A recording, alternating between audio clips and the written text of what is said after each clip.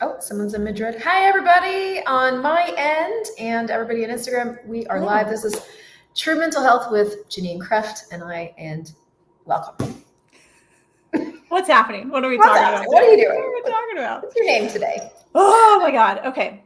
Well, something that's been coming up lately is a lot of my audience has been asking, what is the difference between my ego and my intuition? I think as people are really starting to kind of get clear on wanting to listen to themselves, there's some confusion regarding what that sounds like and what that is.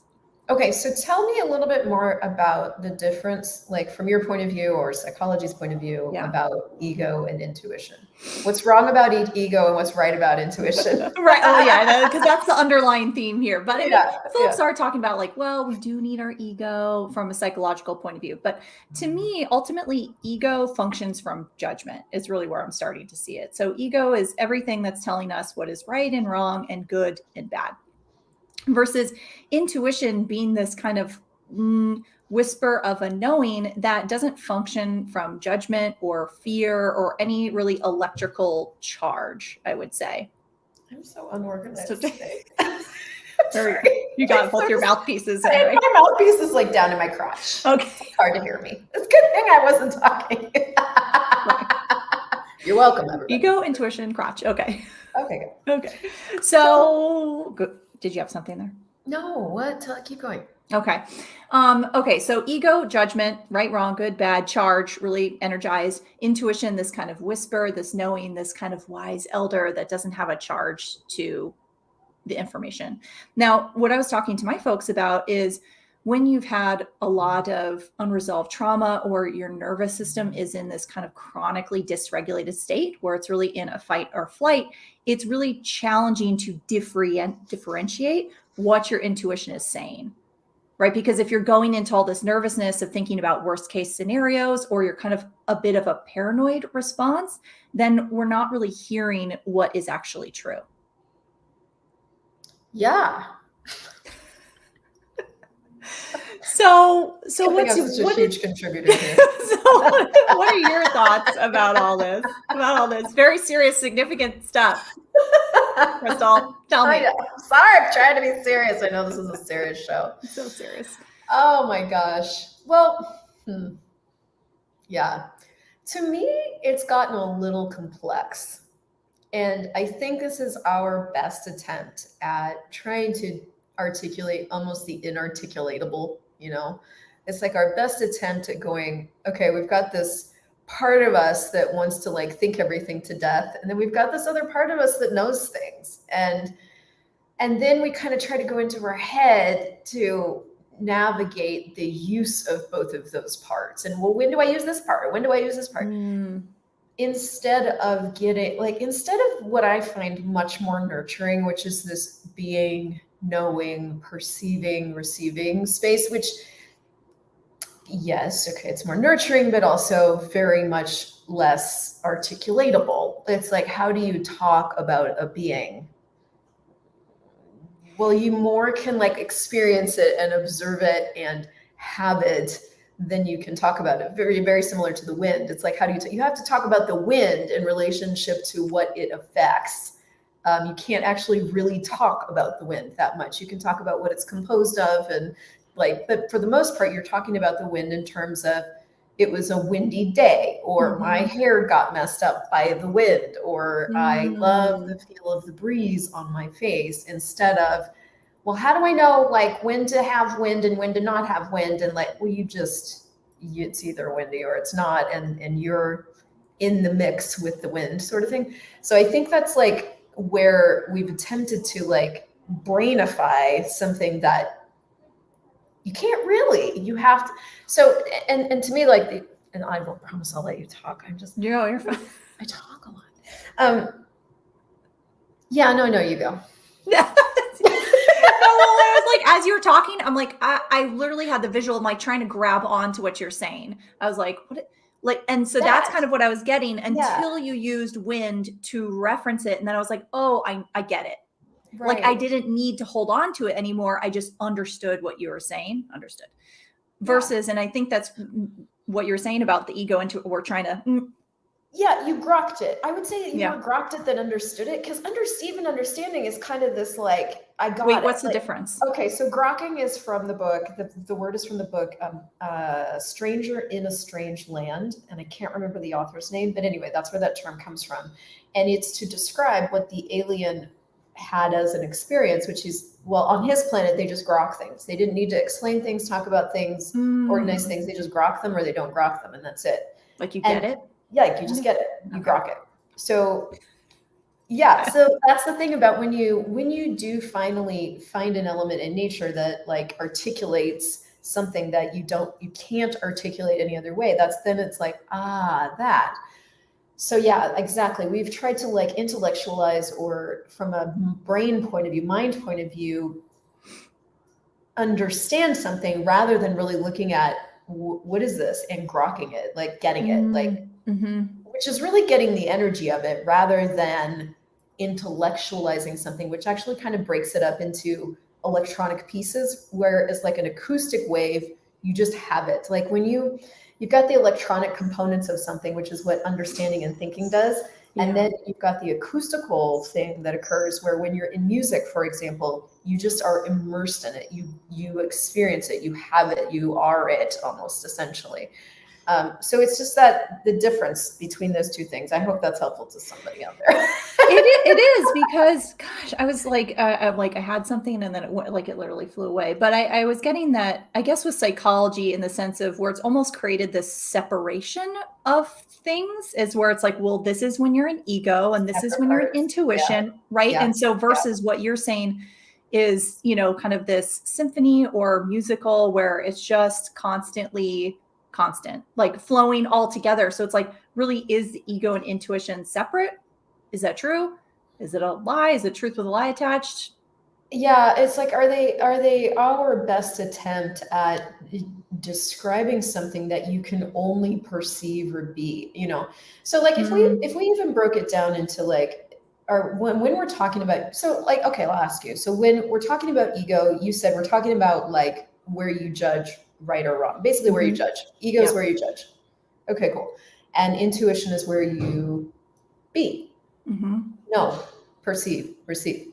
So what I would be looking at is, instead of trying to figure out, which is, let's put that in ego land, instead of trying to figure something out, which is all thinking, what would it be like to function in your life from being and knowing and perceiving and receiving, which really is kind of the best articulation I've ever found for what intuition is. When you're functioning from intuition, you're functioning from different senses. You're not in your mind. You're not thinking. You're not judging. You're like guiding it's a different guidance system, I guess. Whereas when you're thinking, you have to go into immense amounts of judgment to determine things.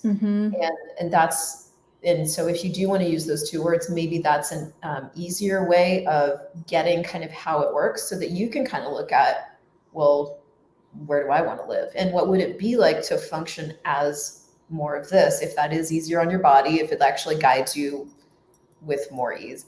I guess kind of where people could get caught up is like when you can't seem to access that intuition, like when you can't seem to access what you know, then what? And to me, that's where the tools of Access Consciousness are so helpful, because then you can really go, well, look at the choices in front of you and go, well, which one gives you more a sense of space, et cetera. Well, yeah. And it's kind of like, then the next step is folks then go into a lot of doubt of what is the difference, like doubting themselves, and then needing to also judge, well, is this my intuition talking to me, or is this right? And so there's all this versus just. So they go into ego to determine if whether or not intuition is actually functional. Yeah, you like that? If we were going to use the first words. Yeah. So it's like, what is that? Like, what did it take to trust you? And I know you've also been having this conversation lately, this idea, because I think this is really I'm going to do a relevant. whole show on that later on trust, because it's a huge thing. So if I know you're doing a show later, and if we can just like kind of something about that, it's like, what has facilitated you towards trusting more of that, trusting your intuition, or just leaning into listening to that? That's a good question. I guess for me, the pain of not trusting myself was enough of a motivator to start learning what it would be like to trust myself, because it's really painful to live doubting yourself. Like, it's painful, it hurts.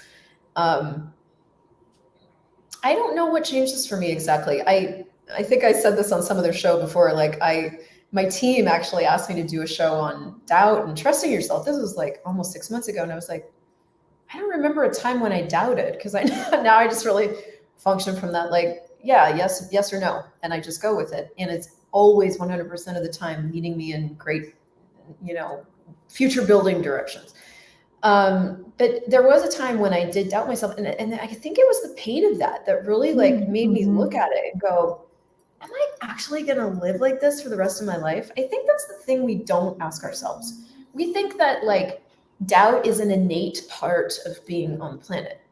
It's just innate. We're just going to doubt ourselves. It's like we're just not sure. I hear a lot of women especially kind of do this energy of like, I'm not sure, I don't know. It's never true. But then we keep ourselves in that kind of disempowered surface position, and we never allow ourselves the richness or the richness of really knowing. And so I don't know what changed it for me. I just know I was constantly like riddled with overthinking and over analyzing. And at a certain point, I had some conversation with somebody that was like, well, when are you going to allow yourself to know? And I don't think up until that point, I had realized that I wasn't allowing myself to know. I think I just thought that this is just the way it is. I grew up this way. I was constantly overthinking things. My mom overthinks things, everyone around me does it. And, you get asked kind of the right question at the right moment, and you're like, God damn, when am I going to give myself that cert? That is something I can give to myself. That is something I can choose. Jesus, what would that take? And it's in those moments that you do actually choose something else. And it can only occur through a choice like that. Yeah. So, well, it's like anytime that you've asked me that, like, what do you know about this? I'm like, what do you mean? What I learned about it? Like, because I can tell you what I've learned about it, and I've learned this is the right way to do it, and this is the wrong way to do it. And like, this is what everyone else outside of me says. And that is so well ingrained that it almost felt like cocky, cringy if I were to say, no, this is what I know. So then I go into, yes. And then if you get into an access consciousness class or a facilitation, the facilitator would ask you, well, then what would it take to be what you judge? Because the only things we're not willing to be are the things that we judge, right? Like, so if we judge that it's going to be cocky or it's going to be arrogant, or none of those are awarenesses, none of those, they're all decisions of what you can never be. And must also, like, you can never be this, but it's like, okay, well then, what would it take to be willing to be it? Because what I started to hear in access consciousness classes was like, you're always going to limit yourself by what you're not willing to be. So that stuck with me, because I was like, I don't want to be limited. So again, it was like the pleasure of being unlimited kind of kept pulling me forward, because I would so much rather be unlimited than limited. And if what I'm not willing to be is limiting, I'm like, well, fuck it, I'll be it. So I would take those things that would come out of my mouth, like cocky, arrogant, whatever, too different, too much. And I would put them into an access consciousness clearing of like, what would it take to be willing to be this? Because if it doesn't mean that I will be that, but if I'm willing, I can have all the choices that what I've decided a cocky person would have. Yeah. Well, isn't it also partly that some people will perceive you as cocky, like even if you're not being it, right? And so that's kind of part of willing to be it. Is that can I add to decided? That? Yes. Not only will they perceive you as such, they'll judge you as cocky. Yeah. Yeah. And I think that's another thing we're trying to protect ourselves from, is we don't want to know we're surrounded by judgmental people. We are, my gosh. Yeah. We are. People judge. That's what they do. People like family. Yeah. Well, and people even like as I was mentioning to you earlier, in the spiritual community, posing as like, spiritual, light and love. I was like, that's under a lot of judgment. However, that you're saying that this is the right way to be. Yeah. Anything. It doesn't matter what it is. Anything that's touting their way as right is doing judgment. That's it. But even judgment's even included in consciousness, though. Like consciousness includes everything and judges nothing, including judgment. So they're still included. What I've had to look at is, how does it work for me to be doing a lot of judgment? How's that working for me? Let me tell you how that worked for me. I was constantly doubting myself. I was constantly in overthinking. I was stressed all the time. I needed more bars than I can possibly count. I was depressed. I was sad. That's how judgment was working for me. It wasn't creating more money for me. It wasn't like making my life happier. It wasn't creating any of the elements that I kept kind of going after. So I was like, well, okay, so what's it going to take to give up judgment as a point of view? Like, so I would then discover where I was doing judgment. And I was like, well, the opposite of judgment is allowance and being willing to be what I judge. That's the opposite. So I was like, well, I guess I'll be that. Well, I judge this and this. Okay, well, I'll be it. So if any of you guys want to hack an access consciousness hack to being what you judge, here's how it goes. What energy, space, consciousness, and choice can me and my body be to be, fill in the blank with your judgments, as cocky, as arrogant, as too much as I truly be. Yeah, cringeworthy as I truly be for all eternity, and everything that doesn't allow it, times a godzillion, I destroy and uncreate it all. Right, wrong, good, bad, POC, all 9 shorts, boys and beyonce. Go to theclearingstatement.com to find out what that crazy statement is. But that has been one of the fast tracks to changing this for myself, where I stop functioning from like trying to figure things out, and I actually get access to what I can choose, because that's the thing we rob ourselves of when we're doing this other thing. Well, there's something about, I guess because it's so maybe entrained in us to function from judgment that it seems odd to not, or it still seems wrong to not. But I think that's what we're talking about. It is odd. Yeah. Everybody's doing it. Totally. Literally everybody. Judgment is trending. And it's not just like a short trend. It is like black jeans for trillions of years. Like it's never goes out of style. Everybody's doing it. I think we should say that. I know. It never goes out of not style. Judging makes you It's a classic. So fucking different. It's a classic in your closet. And is it really, do you want to keep that classic? Do you really love, like, how's it? It doesn't fit so well anymore, I've changed. It's not actually the way that like 50-ish% of us on the planet really function. Yeah. I didn't like, if you like, have you ever met a baby that comes in like judging everything? Or a dog. Yeah. Why would you even say that? Of course not. They don't come in like that, right? Yeah. But then we learn to. And so we think what we think about that. Like, well, everybody else is doing this, so I'll do it too. Yeah. And it's like the folks that don't want to judge or not function from there, like, well, I can't be that different. I can't be that weird, or people are going to judge me for not judging me. So it's like, let me judge. Though. Yeah. And so then what's the antidote? Well, I mean, Access introduced me to this idea. Well, what if you could just receive judgment? What if it didn't mean anything? Oh my God. Like that still sticks to me in the sense of just, it's like, I get it cognitively. My body, my nervous system hasn't figured that out yet. So I'm like, God, what does that take to just not make judgment real, relevant, significant? I think it's a process. Like, I mean, I haven't found it to be an overnight thing. I've been playing with these tools of getting more access to what I am beyond judgment for almost 10 years. And I still have these pockets, where that particular note, I know all the other judgment isn't real, but this one is definitely real, Yeah, exactly. I mean, I said it, I feel it, it's real. It must be true. Yeah, but I keep experiencing these pockets and I keep going around them and discovering there is actually space on the other side of these huge, sticky, clunky things that I did make real. And I keep finding the space on the other side. So I've had enough experience now to know that if I'm faced with this pocket of judgment, okay, I do know, even though I can't feel it or see it yet, I know there's something on the other side of this. So, I think the invitation is, it's insane, because what we're inviting you to look at is like, is it possible that there's a reality beyond anything you've been told or shown? And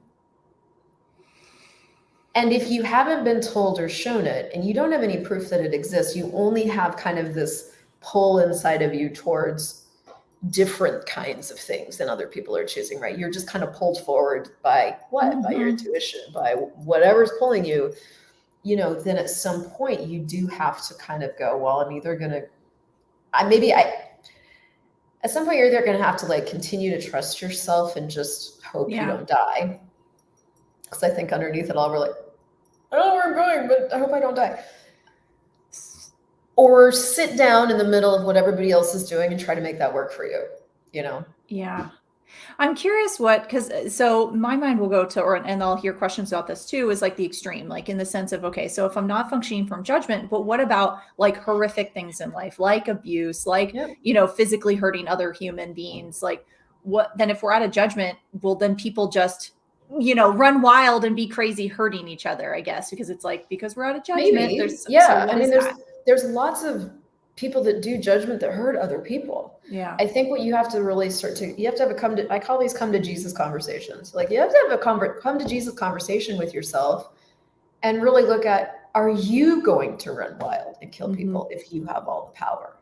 Is that really true about you? Somewhere underneath everything, I see over and over that those of us who are interested in these kinds of conversations, somewhere deep down believe that if we gave ourselves that much power, if we actually took the shackles of judgment off, that we would destroy things. Like I've seen that a lot in us. And every single time that I get there with a person in a session or in a class, I look at it with them. Like I really get present with it. I'm like, okay, I know that you believe this is true with all of your being, but is it? And I have had to have that conversation with myself of like, I had this huge universe of judgment around like, well, this was in and around the time where I started to give myself access to my ability with entities in the spirit world. Yeah. It's a totally weird thing. And I was freaked out by my own abilities. I was freaked out, like if I actually open Pandora's box to this crazy, crazy world, like, what am I going to do with all that power? Like if I state and am in the world as this person who can like speak with ghosts, like what is that going to mean about me? And what and you do have to kind of sit with that. And there were days I would like take these hot baths and just cry because I was like, I'm going to destroy everything, and it wasn't funny at the time. I was upset, totally, it's funny now looking back. But so to say that won't need to occur at some point is probably lying. At some point you are going to have to sit with and really look at, is it really true that you would destroy things and people with power, or is it true that you would create a different world? And I think that's what I see so much of, is like all these unconscious programs, beliefs about ourselves that we then try to mitigate and cope with using, psychological concepts and the best information that we have available. And what really changes things, what really starts to give you more access to you is sitting with the thing that you're so afraid is going to destroy you and everyone else and going, are you real? Is this really true about me? Or something else? Freedom is on the other side of that. Well, it's like we're just innately trained to just put our power in everything external, what someone else says, what happens to us, just everything else versus what we could choose or create with that. And, it's almost as you were talking about, this idea, like, would you really choose that? I was like, oh, that's similar in psychology, would be considered kind of an OCD process, is when people struggle with obsessive compulsive disorder. They have like very intense visualizations that they will hurt somebody or like accidentally run over somebody with their car or, kill their husband in their sleep or something like that. Those are kind of like, so I was like, oh, it's like a similar process, what you were explaining. Presence changes everything. Presence with something and actually looking at it and wondering whether or not it's really true. And then using the light and heavy sense of things, right? Like, well, it feels true. It's not awareness, for example. Well, it feels true. Yeah, I know it does. It feels like it's yours. It feels like it's true. It's like something you've lived with for as long as you can possibly remember. All of that I get. Is it true?